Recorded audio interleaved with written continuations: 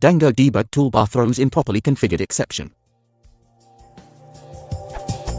I have Django 1.9 and django-debug-toolbar equals 1.3.0 installed.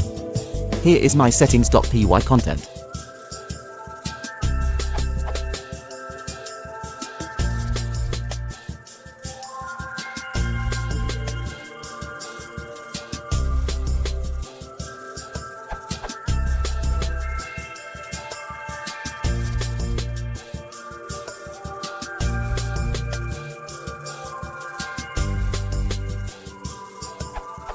I have validated that debug is set to true.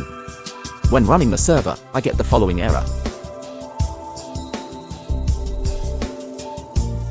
The entire stack trace can be found here, this URL. What is going wrong?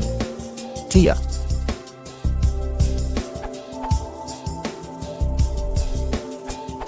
Debug Toolbar 1.3 does not support Django 1.9. You should upgrade to version 1.4 which does.